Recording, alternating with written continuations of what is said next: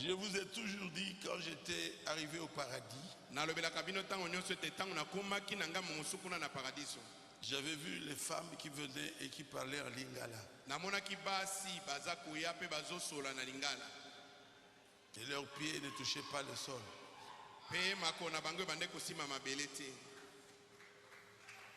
Et à gauche, j'ai vu les hommes qui venaient sans toucher les robes.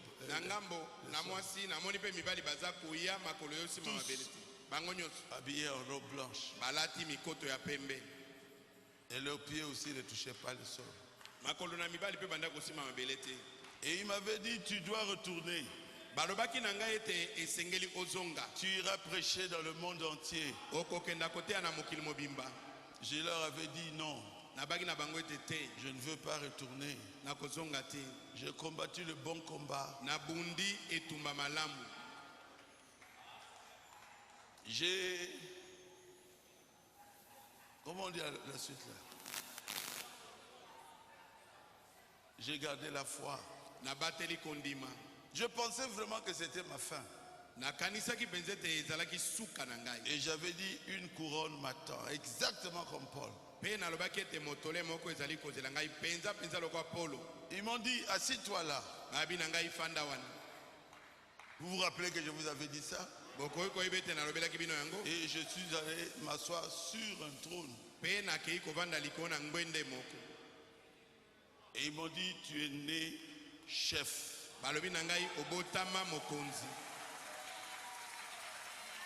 Vous vous rappelez que je vous avais dit ça?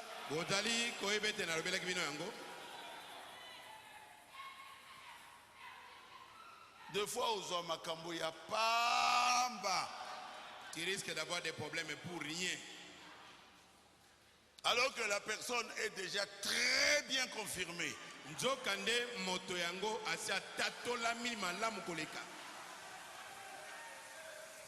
Je vous avais promis que je parlerai d'abord sur la génération.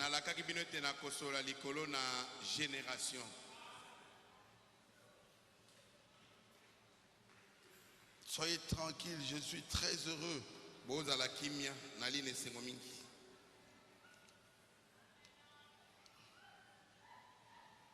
De voir que c'était dur. Mais vous avez accepté ce que j'ai prêché.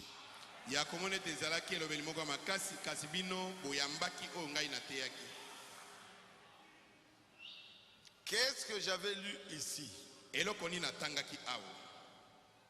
C'est un rapport avec la génération. C'est dans la prédication, la guérison divine. Paragraphe 234. Ce n'est pas moi. C'est William Branham qui en parle. Il dit, mais aide-moi à vivre de sorte que dans ma génération, je ne me tiendrai pas dans une autre génération.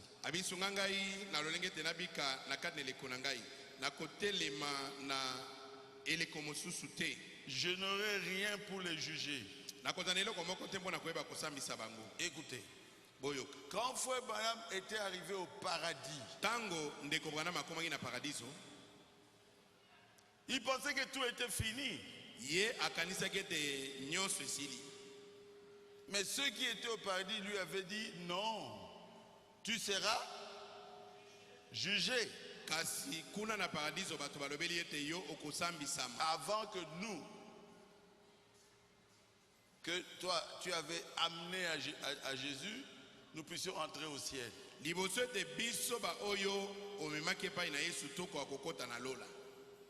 Vous vous rappelez de ça?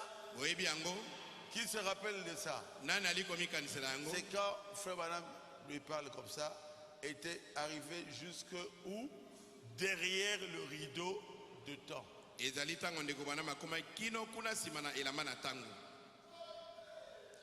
Alors ici maintenant c'est clair. Je n'aurai pas à me tenir en jugement avec eux. Avec qui? Ceux d'une autre génération. génération mosusu. Ceux de sa génération, Bato na génération na ye, lui se tiendra là. Ye à côté de Mawan. Et il va dire, j'ai prêché comme Paul. Ye akolobe tengai na tei lokola Paul. J'ai baptisé comme Paul. Na batisi lokola Paulo.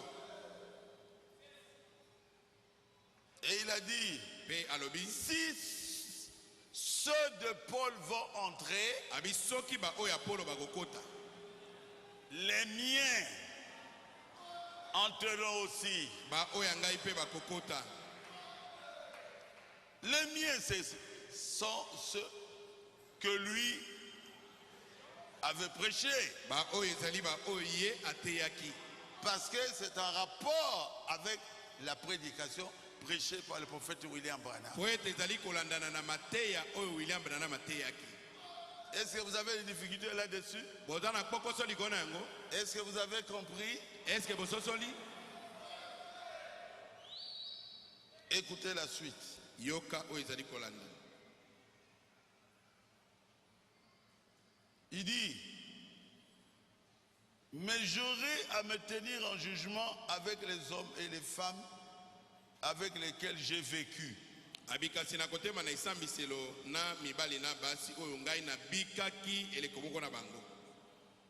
C'est là que ça comptera. Là, de l'autre côté, à la résurrection. Na oyo wana nde ekosima mpo na ngai kuna na ngambo mosusu kuna na tango na lisekwa. La suite c'est lorsque mes jours seront finis Abitango mikona ngai ekosila, mikona bomo ina ngai ekosila. et que je refais de mon mieux. Pe na kosa mosala penza na ndenge sengeli. C'est là où je dis qu'il a presque juré. Nde bisika na lobi ete alapi lokola ndai. Si je suis serviteur de Dieu, Soki nazali mosali na Nzambe, Dieu va susciter pour lui un autre homme en ce jour-là, Nzambe akotelemisa après mobali ma mosusu mort. mpo na ye mokolo wana nsima na liwa na ngai. Qui a parlé? Nani alobi bongo? Lui, quand il va mourir, Ye ntango akokufa il dit, je suis serviteur de Dieu, je vous le dis, alobi ngai naza mosali na Nzambe nayebisi bino yango. Dieu va susciter un autre homme. Nzambe akotelemisa moto mosusu. C'est clair? Ya bolele Après ma mort. nsima na liwa na ngai.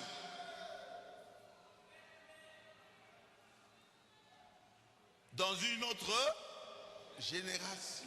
Na génération mosusu. Mais c'est clair, non? Eza polele. Est-ce que Frère Branham est mort? Est-ce que ndeko bana makufaki? Est-ce que nous sommes dans une autre génération? Est-ce que toza na génération mosusu? Frère Branham dit ceci dans qu'est-ce que le Saint-Esprit. Ndeko bana mabiboye na kati na lite ya molimo santu azali nani? Non, non. Dans Josué, ce vaillant guerrier. Azoloba na Yoshua elome mobundi oyo. Paragraphe 36. Ete na sango tuku misatu na motoba. J'aimerais vous faire remarquer une chose. Abi nalingi kotasa bino eloko moko. Le nombre de générations. Motango na ba génération. Qu'il a fallu accomplir cela. Oyo esengelaki mpona kokokisa yango. Une génération compte 5. 3 points de suspension. 40. 50 ans selon la Bible. Et donc une génération c'est combien d'années? 40 ans. Même si on met 50 ans. Nous sommes à 53 ans après la mort de Frère Branham. Ata toche tukumitano. Tukumitano na misatu sima na ndeko bana. C'est que nous ne sommes pas dans la génération de Frère Branham. Elingi kobete biso tozali na génération ya ndeko bana mete. Paragraphe 36, Josué, ce vaillant guerrier. Amen. Amen. Il dit une génération, c'est une période de 40 ans. Abi génération ezali elekomoko ya mibu tuku mine.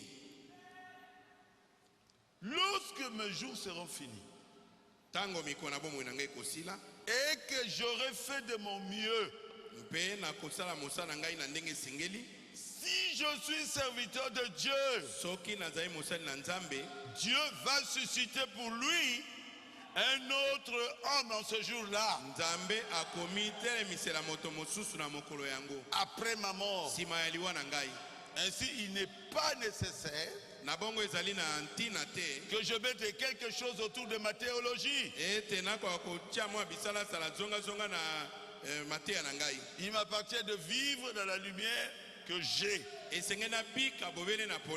attendre que 3 points de suspension. M'attendre à Dieu. Pour la génération prochaine, il y aura un homme. Lorsque cette génération se levera, et frère Branham crie Amen. Guérison divine, paragraphe 234. Est-ce que c'est clair? Qui a parlé? Frère Branham. Pas frère Baruti. Ah, il a dit il allait frère Branham. Oh, alobi alongoli ndeko Branham. C'est vous. Binonde. À qui j'avais apporté la parole que j'ai trouvé de l'autre côté.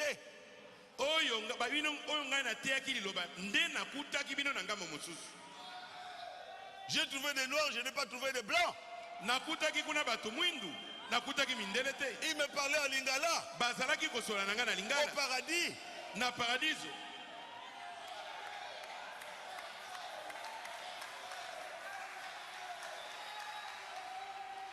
La vérité doit vous expliquer ça. C'est vrai. Quand il y aura l'enlèvement, nous verrons Ngepa. À la résurrection. Ngepa. Passez Mbombo. Alléluia.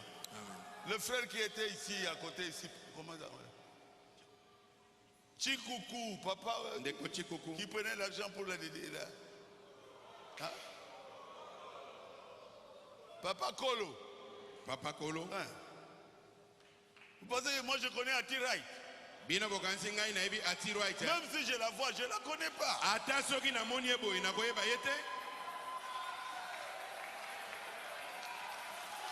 Soyons clairs.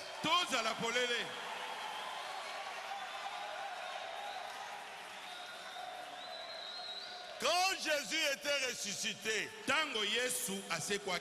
il est parti chez les personnes que lui, Jésus, avait prêché. Il leur a dit, c'est moi. Oh non, c'est pas toi. Qu'est-ce que vous mangez? Oh, donnez-moi ça, je vais manger. Il était parti dans un autre pays.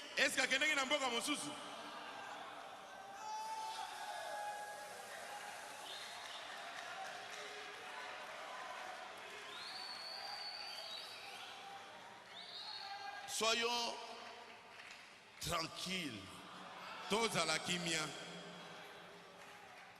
Quand je prêchais sur le merveilleux auxiliaire, qui l'avait prêché avant? Ces grands docteurs que nous avons dans le message ici. Allez opérer les gens. Oh, docteur dans le message.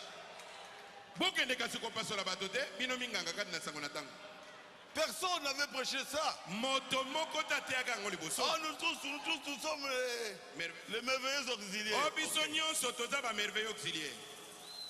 Je touche la relève. Qui avait prêché cela avant? Personne. Est-ce que ça se trouve dans le message? Oui, monsieur. Quand Paul est parti, Jean a pris la relève. Quand Jean est parti, qui avait pris la relève là? Polycarpe a pris la relève. Polycarpe azwi mokumba mosala. Et ce n'est pas la relève d'une église, la relève de toutes les églises. Ezali mokumba mosala na losambo moko te ya masambo nyonso. C'est marqué là. Et comment mi wana bongo? Dans ces rangées du côté de Jésus. Na kokamata ngambo na Yesu. Quand Polycarpe est mort, Tango Polycarpe qui avait pris la relève? Nana azwi mokumba. Irénée a pris la relève. Irénée azwi mokumba. Maintenant vous les connaissez. Sikoyo boyebi yango. Que le mot relève se trouve dans le message. Ete liloba oyo kozwa mokumba ya mosala Qui eza na l'avait sango. prêché avant? Nani ateyaki yango liboso? Soyons humbles. Tozala na komikitisa. Et Dieu nous élèvera. Nde Nzambe akotombola bino. Amen. Amen. Ah, Jésus. Oh Yesu.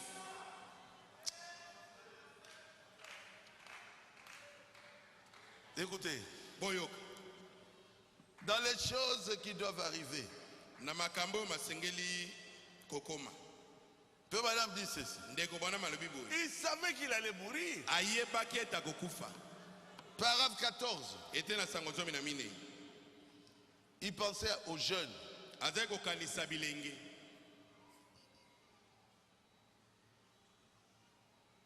Il dit maintenant Abi sasa ipi. que je commence à me faire vieux, Loko na bandi kokoma mobange.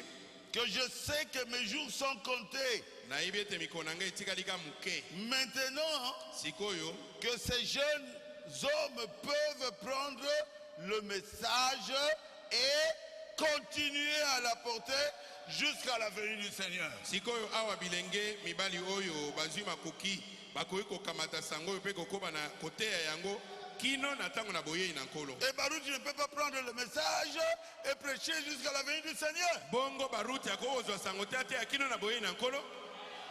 Vous le haïssez pourquoi? Bozali koyina ye mpo na nini?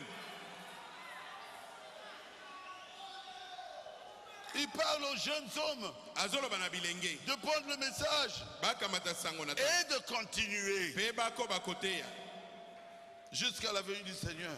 kino na boyei na nkolo. S'il ne vient pas dans ma génération, Alobi soki nkolo aye na génération na ngai te je meurs. nga nakufi. Vous les jeunes, Bino bilenge prenez le même message. bokamata sango moko oyo. Je ne suis pas messager. Ngai nazali motindami te. Je n'ai pas de message. Nazali na sango oyo ya ngai moko te. Je suis dans le message de Frère Branham. Nazali kati na sango ya ndeko Branham. Et je continue à propager le message de Frère Branham. Pe nazali kokoba kopalanganisa sango ya ndeko Branham. Les choses qui doivent arriver, paragraphe 14. Makambo masengeli kokoma ete na sango zomi na mine. Prêcher quand? Etemi mikolo nini? Dimanche? Non. Moko na yenga. Non. 5 Mikolo mitano. décembre. Sanza zomi na mibale. Quelques jours seulement, il meurt. Kaka mwa mikolo moke na sima ye akufi. Il savait qu'il devrait y avoir des gens Ayebaki ete esengeli bato bazala. pour continuer la relève. Po bakoba na mokuma mosala. Parce qu'il va mourir. Po ye akokufa. Vous pensez que c'est facile Bino bokanisi ete eza pete de prendre ce travail? ya kozwa mosala oyo? C'est difficile. Ezali likambo Si makasi. Dieu ne vous donne pas la force, vous ne le saurez pas. Soki Nzambe apesi yo makasi te okokoka te. Oh, je vais opérer. Tu n'es pas médecin. Tu vas tuer les gens. O nalingi napasola moto. Yo oza monganga te okoboma bato. Hein? À Lodja, Naloja kuna. Pasteur Charles. Quelqu'un qui n'était même pas médecin qui opérait.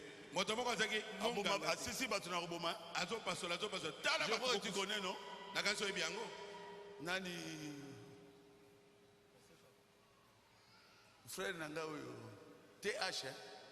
Tu connais pas un médecin? Il vient de mourir, non? TH oyebi ete auti kokufaka na mingi te.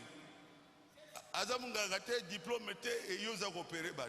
Il n'est pas Tika, médecin. si Dieu ne t'a pas donné le travail, tika ko sala ngote. Soki Nzambe apesa mosala koteya te fanda. Tu vas tuer les gens. Okoboma bato. on surveille. Qu'est-ce que Frère Barouti a dit?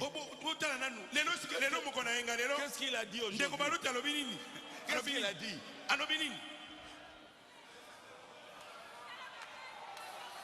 Parce que je suis au sommet.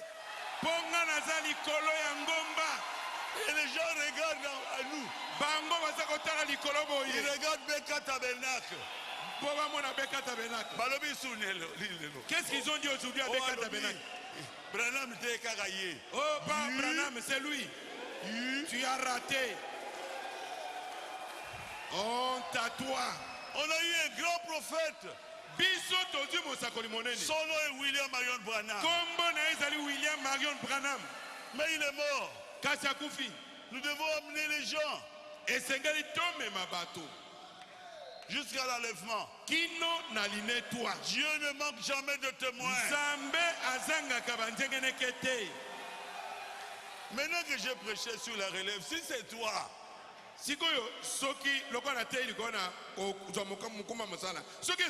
sois content. Mais manifeste Dieu comme Frère Branham.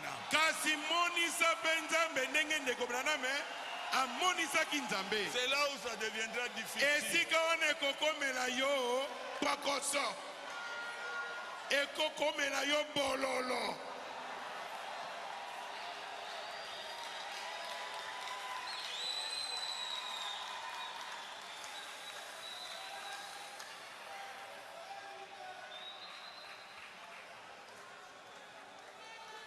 Est-ce que vous avez compris? Lorsque mes jours seront finis et que j'aurai fait de mon mieux, si je suis serviteur de Dieu, Dieu va susciter pour lui un autre homme en ce jour-là. Après ma mort. Ainsi, il n'est pas nécessaire que je mette quelque chose autour de ma théologie. Pour la prochaine génération, il y aura un homme. Là, l'autre cette génération se lèvera. Frère Madame crie Amen. Amen. Amen. Et il crie oh là là. C'est que Frère Madame nous a vus.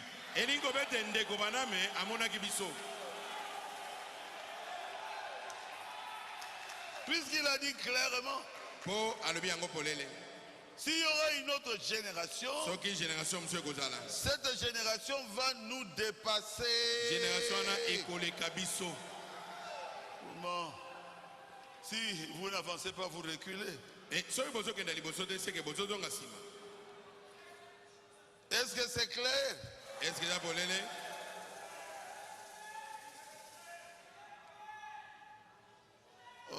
Oh, génération.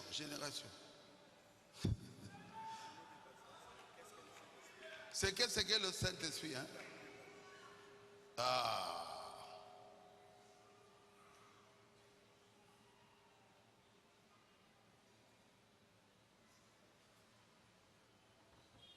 C'est toi qui l'as fait, c'est où?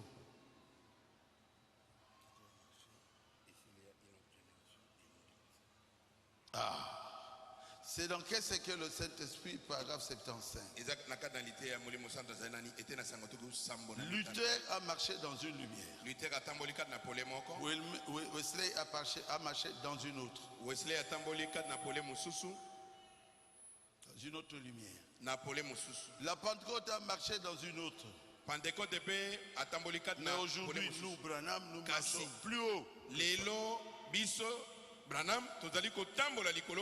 Et s'il y a une autre génération, elle nous dépassera.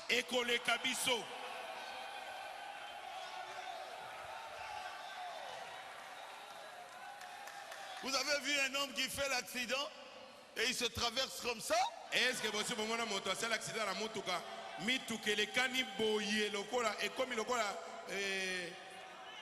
Dans quel Bible?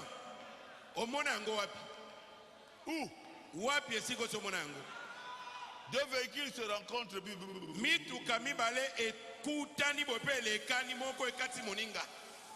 Il y aura une puissance. nguya moko ekoya. La puissance est en train de venir. Nguya yango ezali kati na koya. Et frère Balam dit, vous n'avez pas encore vu la puissance. Ndeko bona mabi nanu botikala komona nguya te. Vous prononcerez la parole. Bokoloba liloba. Et la chose sera là. Pe eloko esalemi. Aujourd'hui, Lelo vous voyez ça. bokomona yango.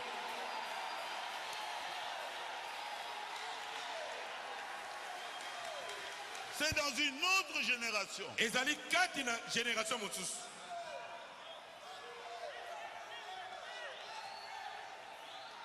C'est pas moi qui fais ça, c'est lui. Tofundaye. Amen. Amen. Comment?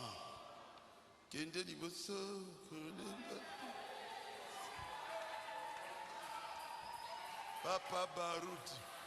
Salina Zambe. Kende.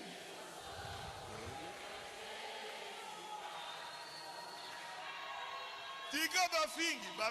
Ngana bango. Kanda na Nzambe. Ikolo na bango. Meyo kolemba te.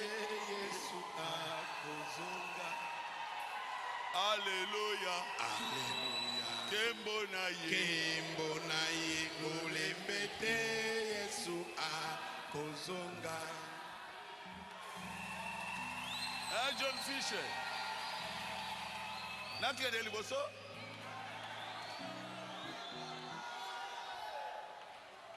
Je prie comme ça, je ne touche pas les gens. Na bondeli kaboyi na simbi pe motote. À Kikwit. Na Kikwit. Qui était avec ma Kikwit, vous qui chantez Nazaki là. na ngai na Kikwit. Nayoki, wow, wow, Nzambe a tibu, wow, l'aveugle est né, a vu. Mokufeli miso oyo ya mbotama moni. Mais je ne l'avais pas touché. Ngai na simba ki ete. Avec Mbouchou, tu étais là. Mpaka mbusho ozalaki wana. Wow, wow, Nabika, Yesu a tibu. Amen.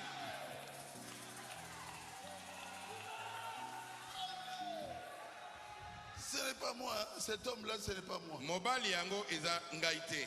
Mais bon, Lukaye. Mais cherchez néanmoins cet homme-là. Ah, moi, Mandeni. C'est une grâce spéciale que Dieu m'a fait. Moi, je n'ai pas le message. Quel messager? Ngai nazana sango ya ngai moko te. Sango nini nga nazana ngo? Frère Branham a parlé clairement. Ndeko bana malobi polele. Dans l'esprit de vérité. Na kati na molimo na solo. Amen. Peut-être que c'est le temps pour moi de rentrer à la maison. Mbala mosusu ezali mpo na ngai tango ya kozonga na ndako.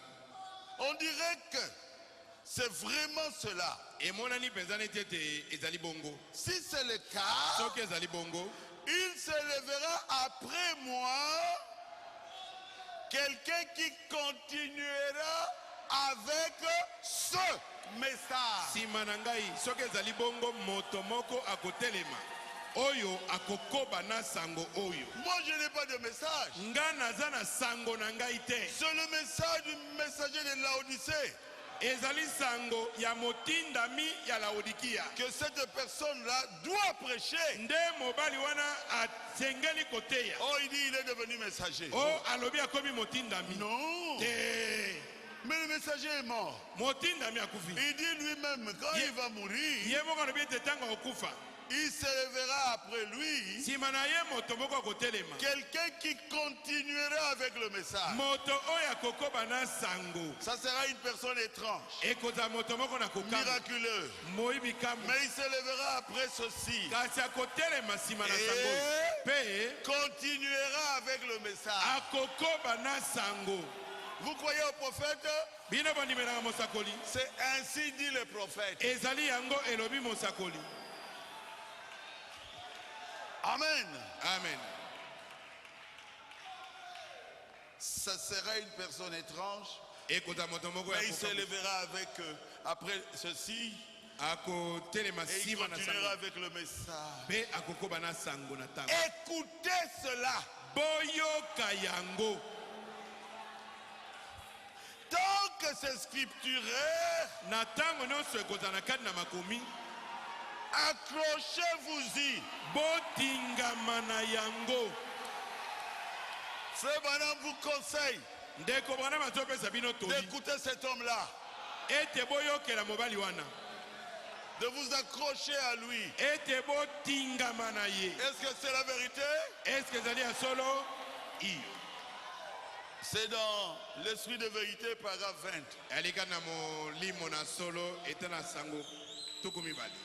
Prêché le vendredi 18 janvier 1963. Oh, il s'était trompé plusieurs fois comme ça. Il s'était trompé. Courage na yo wane ko boma yo pamba. So lingio bika longtemps, zala humble. Si vraiment tu veux vivre longtemps, sois humble, mon frère, ma soeur. On avait rejeté Jésus. Yesu baboyaki. Ils avaient rejeté Branham. Branham baboyaki. Ils avaient rejeté Moïse. Mose baboyaki. Ne sois pas dans le camp de ceux qui rejettent les serviteurs que Dieu envoie. Yoko zala na ngambo ya bato bazali koboya basa na nzambe liboso te. Je peux être encore plus clair comment. C'était simplement pour expliquer cela. Je crois que c'est clair. Je crois qu'il n'y a plus de questions.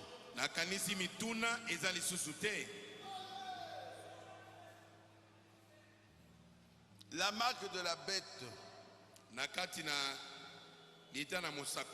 Paragraphe 77. Alors, j'ai découvert ceci.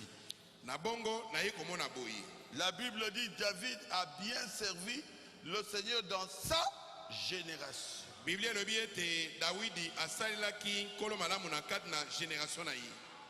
Paragraphe 78. Alors j'ai dit Seigneur, je ne veux pas d'organisation. Accorde-moi de te servir de tout mon cœur pendant que je suis là en vie. Donc il veut dire dans sa génération. Et il crie c'est vrai. Et après, tu auras un autre homme. Après mon départ, tu feras que quelqu'un occupe sa place. C'est tout. Je peux vous donner 100 citations. Si vous ne croyez pas au prophète, ça ne servira à rien.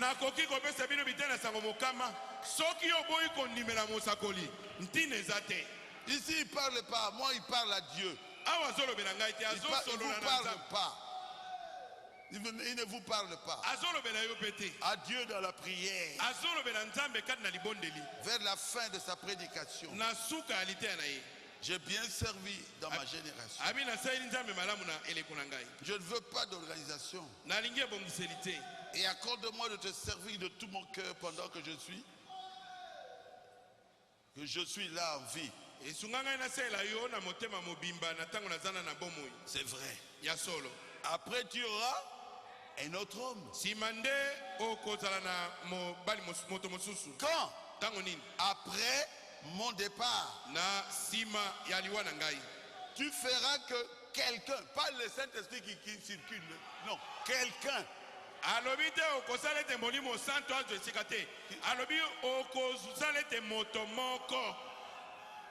Il prendra sa place.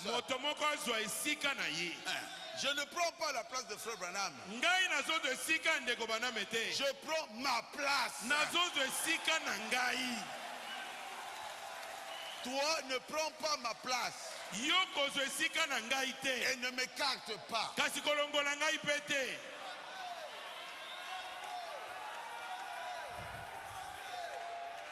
Et il termine par c'est tout. Alobi et Sili. Jésus, je crois ngai nandimi que c'est clair. ete eza polele. Qui a compris, levez la main. Nani asosoli tombola loboko.